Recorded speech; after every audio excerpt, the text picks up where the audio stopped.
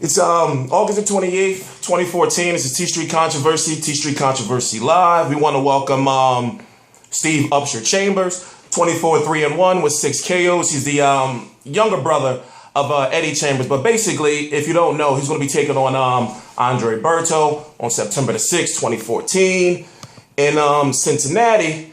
And it's Andre Berto's first fight, and basically since July of last year. So I want to welcome Steve to the show.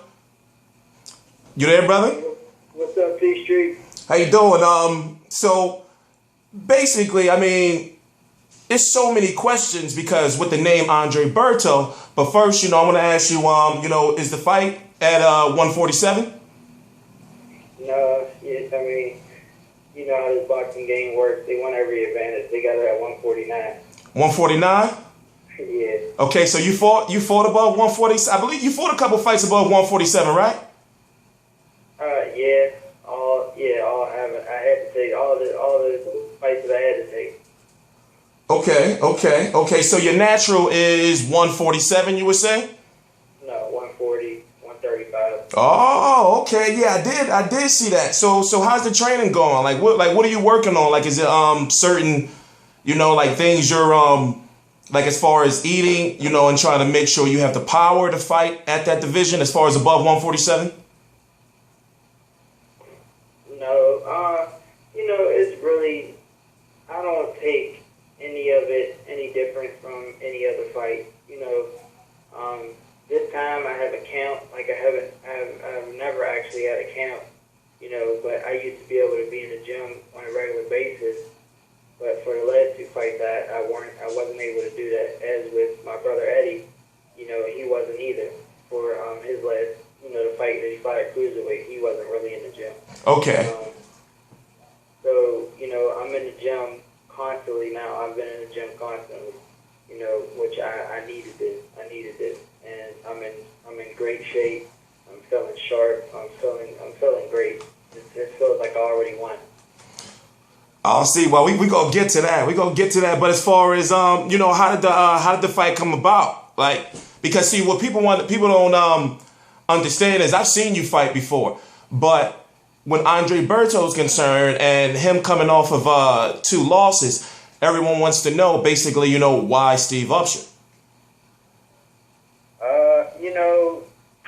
Really, it was a surprise to me that it was a surprise that I actually got the fight, because I was like, I heard that there's a possibility that you can get the fight. But, I was last on the list. That was what was said. They tried to get a good friend of mine, Tommy Ray Nunn from New York. They tried to get him. Things didn't work out with that. They tried to get Dimitri Salita. They tried to get Aaron Martinez. They tried to get this person. They tried to get that person. And it all fell down to me. It's like they had to fight me. They wanted a softer touch. But, I mean, the way the cards are aligned, it's me and them at the end of the day. Once I first heard that I might get the fight, I was already training. But once I first heard that I might get the fight, I trained like I had it. Somebody asked me when I was fighting, September 6th, Andre Berto. That was my mindset. Okay. I had to fight. If it fell out, then hey, it fell out. I'm in shape still. But I mean, it's a great opportunity for me, and I will cash in on that. So when you say they were looking for a lighter touch, I see you only have 6 KOs. Now, once again, with Andre Berto with his 2 losses, he's always seemed to somewhat underestimate his opponents. So what I want to ask is, is there anything in particular, that you're working on? We know Andre Berto tried to use the shoulder roll. We know he basically went blind, and he's somewhat of a undefined fighter. So, like, basically, what's your strategy going to consist of? Well, I'm a person that, I believe in the saying that everybody has a plan until they get hit. I'm taller. I feel like I'm faster as far as, throwing combinations, which I don't feel that he does as much as me. It's still competition. But, it's kind of like you have to see when you get in there. I'm going to go out there short and show who Showtime is. It's going to be a good fight. I mean, Berto's a beast. No matter what people want to say about him, he can fight. Oh, yeah, I feel you. Nobody's just getting in there. People can say, oh, he's washed up, he's this or that. He has 3 losses. Come on. He's 2-time world champion, he's an Olympian. At the end of the day, he can fight. I don't see how anybody can, take him lightly. I know I'm sure I can't take him lightly. But, I have the 6 knockout. But, you can go through my record. And, you see some of the guys, their records weren't the best. But, they're from Philly. Yeah, I seen that. The Blue Horizon. I went to William Penn. Yeah, they can fight. These are guys that I've sparred with in the gym years before, and they're going to be in top shape. They had a month and a half. They know that they're fighting me, so they can't lose to another Philly guy. And the fact that I wasn't born in Philly, so they're looking at me, this Pittsburgh dude coming up here. So they really are gunning for me. They want to win. So I didn't get these soft around the midsection guys that come in on one day's notice. I didn't get any of them in my career ever. So my six knockouts. Not saying that they were killers, but my 6 knockouts came from guys that knew they were fighting me for a month and a half. They're in shape. They're trying to win, but I got them out of there. Everybody I've been in the ring with, I've hurt. Even Kawaza. There's people can look at the record if they want and think that, this kid. I'm not trying to say I'm Golovkin by any stretch of the imagination as far as power, but as far as my skill level, I have a high skill level, a high IQ. I'm a difficult guy to deal with in there. Yeah, see, I noticed that you got the significant height advantage. 5'11", is that accurate? 5'11 and a half, yeah. Okay, so you're closer to 6 feet. See, I'm sure you've seen my videos before, but basically when it comes to fighters, what I look at on each side, I try to say, okay, how can this person win? And from the fights that I have seen of yours, it seems as though, from what I've seen from Berto, that you may have the speed advantage. So the question I'm asking is, what is going to be? Okay, well, you said earlier that you don't that we won't know until you get into the ring. But are you going to fight tall, try to keep it on the outside, or are you going to try to how can I say hang in there in the phone booth with him and test out that shoulder roll if he tries to do that again? I'm going to do a little bit of both. I plan to go out there and use extremely fast jab, extremely fast, extremely crisp and sharp jab, and it's going to be impressive. I feel really, really confident and good about that. I've been sparring with guys in the gym, and it's like they can't get out the way of it, and it almost surprises me sometimes. I'm just like, God damn, this thing, I could just hear it cracking, pow, pow, pow, I could just hear it, and I'm just imagining it in the fight, I'm just imagining it happening, and it just keep popping them and popping them and popping them, and then once, that frustration sets in, then that's when, I will sit in the pocket, because that's really where I love to be, but, my trainer and Salka, they've been in the gym, they've been on me like crazy about, using my jab and my movement and, just my overall skill level instead of standing there giving these guys more of a chance than they really have because they can't match skill level with me. Yeah, I was going to ask you about that. I was looking at one of your interviews with Fight Hype. So you're good friends with Rod Salka? Yeah, he's more like my brother, man. Okay, so you guys are close. Yeah, really close. He's actually the one that helped get my career back jump-started. When I had beat Bayon Jargo on the Paul Williams and Sergio Martinez, when they fought the second time. Yeah, I saw that. I saw that yesterday. Yeah, I was the co-main event on that card. I was on the verge of signing with Dan Goosen, and that was my second fight fighting underneath them. I was after that, a couple months after that, I was signed to fight Josito Lopez for the NABF title. Things went wrong with me and my manager, and that fight fell out, and he signed to fight Jesse Vargas.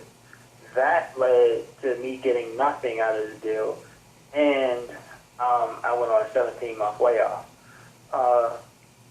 After that, I couldn't get fights. I wasn't really in the gym.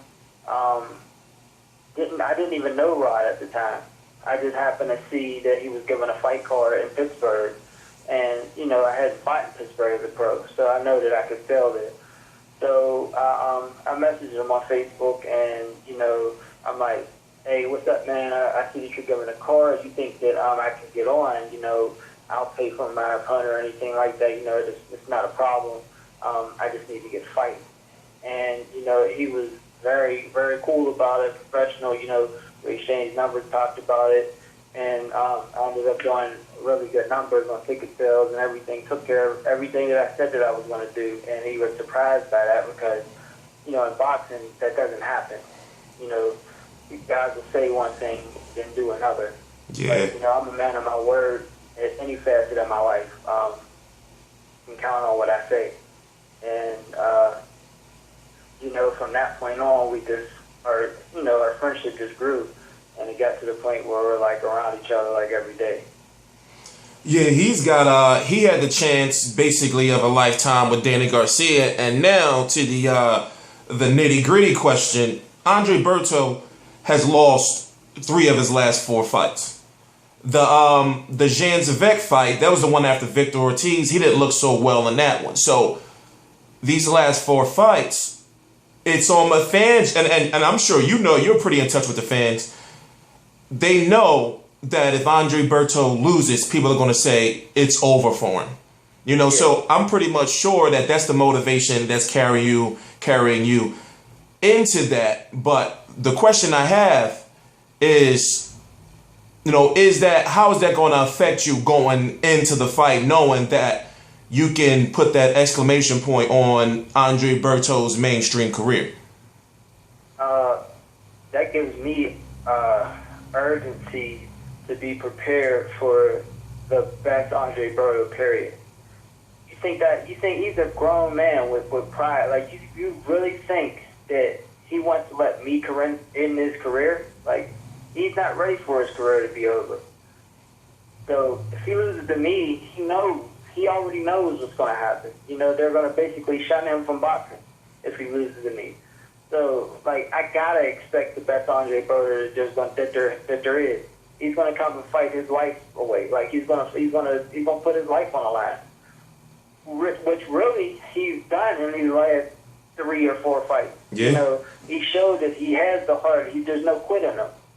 He'll fight to the death of it. It might not be the smartest part, the smartest things that he does. When he gets hurt and he kind of falls apart on the inside a little bit. But he still fights. He's not. There's no dog in him. He's not quitting. He's not. So I can expect the best out of him, and that'll bring the best out of me. On that card, by far, even though you got Adrian Broner versus Emmanuel Taylor, and you got Lucas Matthysse versus Roberto Ortiz, that Andre Berto card, that Andre Berto and Steve Upsher fight, that's the most meaningful fight on the card. And everyday hardcore fans will tell you that because there's so much in the balance. And already, just like Rod Salka, I'm starting to hear your name popping up a lot. And you know how fans can get, so Andre Berto from his last fights, he's lost a significant amount of fans, but also he's also gained a significant amount of fans that say, hey, listen, it's over for him. But in this case, let's say, is there is there a plan, like win or loss for you after this fight? You know, and is the promotional situation with you taken care of, and will we see you more active? Because I noticed he's been off for a year. You've also been off for a year. Yeah. You know, I actually have never been signed with a promoter my whole career. I know that's hard to believe. I've never been signed with a promoter. I had a manager, and then after that, I was just like a free agent, you know, which I still am. I had my advisor, Stephen Upsher. You know, he also trained Julian Williams, the junior middleweight prospect. But, you know,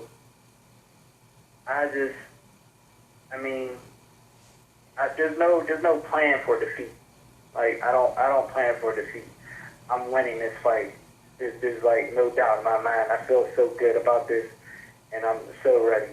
Like, so ready. I wish the fight was 2 weeks ago. Like, I really do.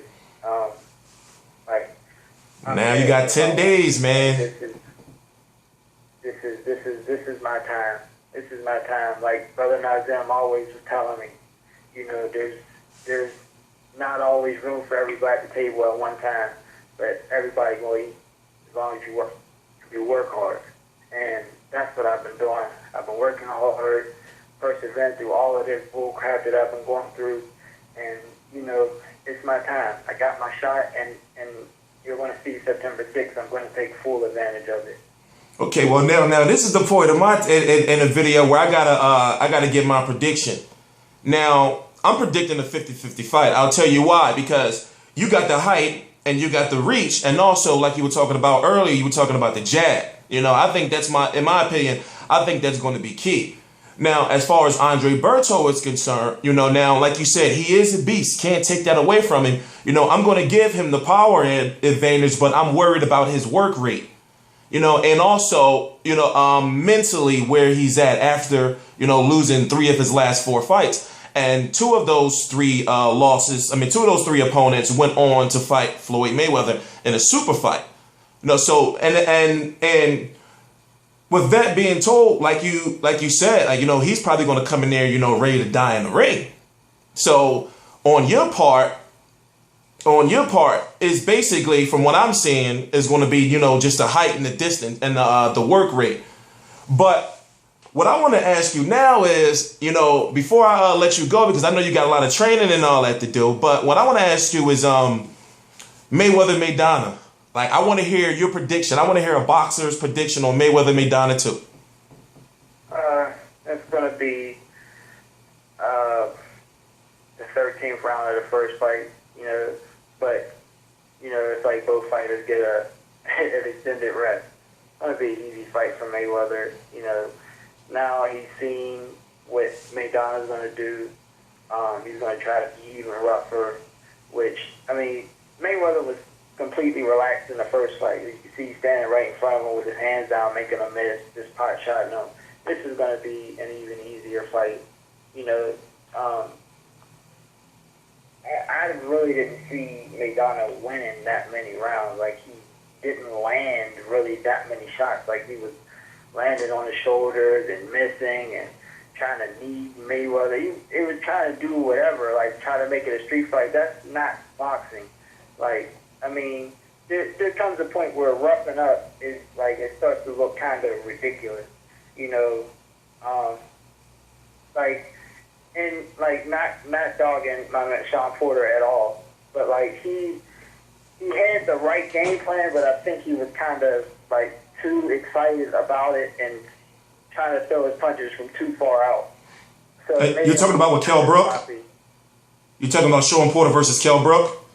Yeah. Okay. It kind of made him look sloppy, but I know he's a much better fighter than that, because he was starting to throw the punches from too far out, like and he was running into stuff. Maidana was even worse. Like, he was way worse than that.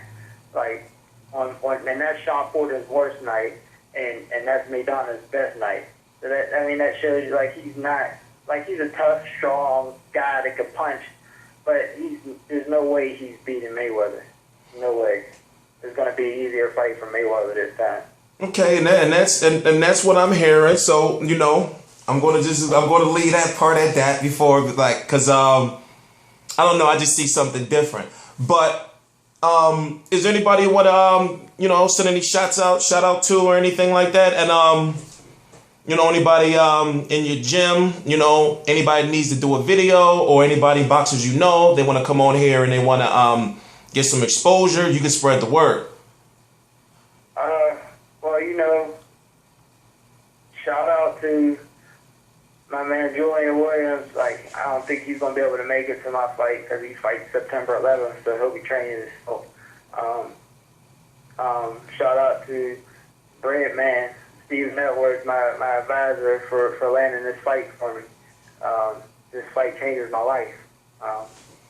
There's not really much more to say than that. September 6th, tune in. I plan on putting on a great performance, and I plan on Berto coming to give his best performance. But, it's just not going to be enough. I'm not going to let it be enough. He's not going to have enough to outdo what's inside of me. Like, I just can't. I can't lose this fight. I can't. Okay. I'm sorry. Go ahead. Continue. Okay. Well, I'm gonna wish you good luck, and I'm hoping to get you, after the fight. And like I said, like, this is a 50-50 fight, and I'm sure you know what you got to do. And only the two boxers, you and Andre Berto, knows what's going to be the outcome when it comes in the ring. But once again, I want to welcome you. I want to say thank you, Stephen Upsher Chambers, 24-3-1 with 6 KOs. He's going to be taking on Andre Berto on September the 6th on the undercard of Adrian Broner versus Emmanuel Taylor, which is he's fighting in the most meaningful fight on the card, in my opinion. Once again, man, thank you. I'll be getting in touch. All right. Thanks, TstreeT, for having me. All right, thank you. TstreeT Controversy Live.